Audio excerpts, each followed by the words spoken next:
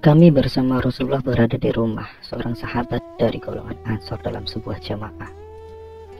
Lalu tiba-tiba ada suara yang memanggil dari luar. Wahai para penghuni rumah, apakah kalian mengizinkanku masuk?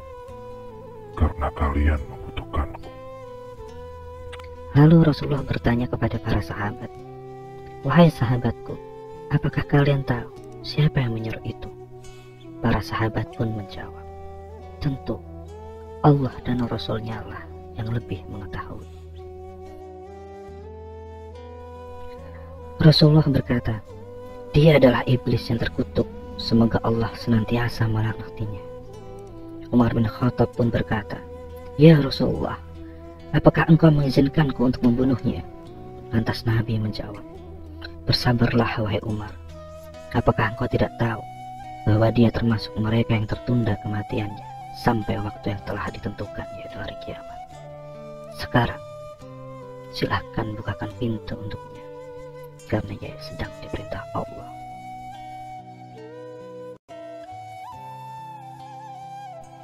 Ibnu Abbas berkata, "Maka dibukakanlah pintu untuk iblis tersebut. Lalu kemudian iblis masuk di tengah-tengah kami. Ternyata dia adalah seorang yang sudah tua bangka, dengan buta mata sebelahnya. Dagunya berjangkut sebanyak 7 helai rambut, yang panjangnya seperti rambut kuda. Kedua kelopak matanya memanjang, tidak ke samping. Kepalanya seperti kepala gajah yang sangat besar. Gigi taringnya memanjang keluar seperti taring babi. Kedua bibirnya seperti bibir macan atau kerbau."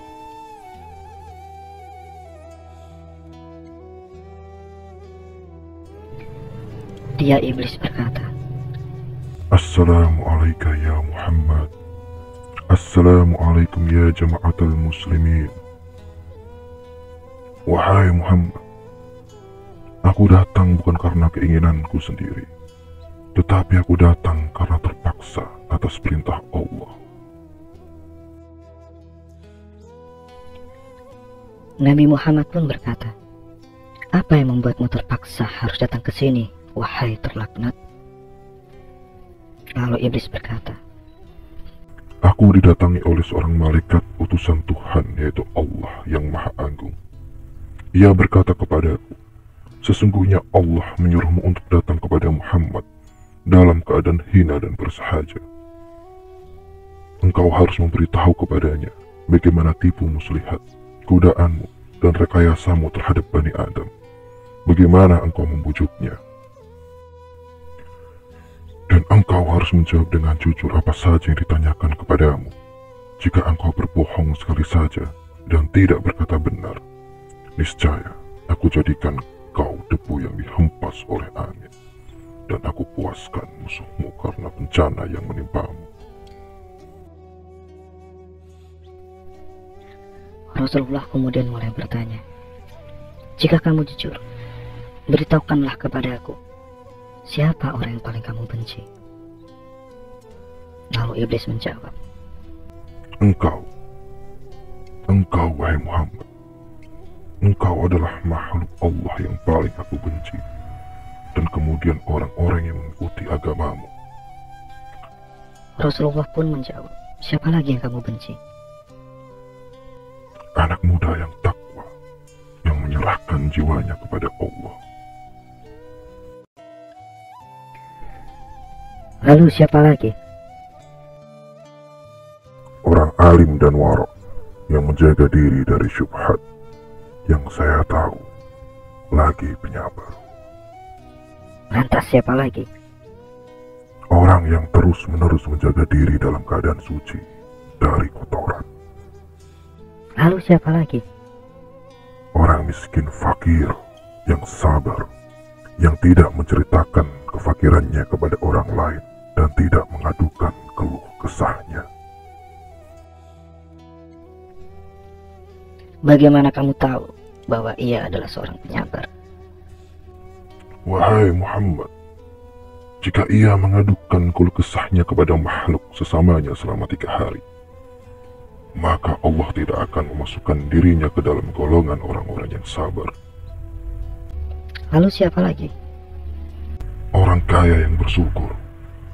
Bagaimana kamu tahu bahwa dirinya bersyukur? jika aku melihatnya mengambil dari dan meletakkan pada tempat yang halal.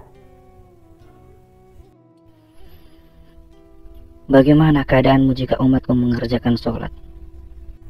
Aku merasa panas dan gemetar. Kenapa, wahai terlaknat? Sesungguhnya, jika seorang hamba bersujud kepada Allah sekali sujud saja, maka Allah mengangkat derajatnya satu tingkat. Lalu jika mereka saum, Saya terbelenggu sampai mereka berbuka puasa. bagaimana jika umatku menunaikan ibadah haji? Saya menjadi gila. Lalu bagaimana jika umatku membaca Al-Quran? Aku meleleh seperti timah yang meleleh di atas api. Bagaimana jika umatku berzakat? Seakan-akan orang yang berzakat itu mengambil gergaji atau kapak, lalu mereka memotongku menjadi dua. Mengapa begitu, wahai terlaknat? Sesungguhnya ada 4 manfaat dalam zakat, wahai Muhammad. Yang pertama, Tuhan menurunkan berkah atas hartanya. Yang kedua, menjadikan orang yang berzakat disenangi oleh makhluk yang lainnya. Yang ketiga, menjadikan zakatnya sebagai penghalang antara dirinya dengan api neraka. Dan yang terakhir, dengan zakat, Tuhan mencegah bencana dan malapetaka agar tidak menimpanya.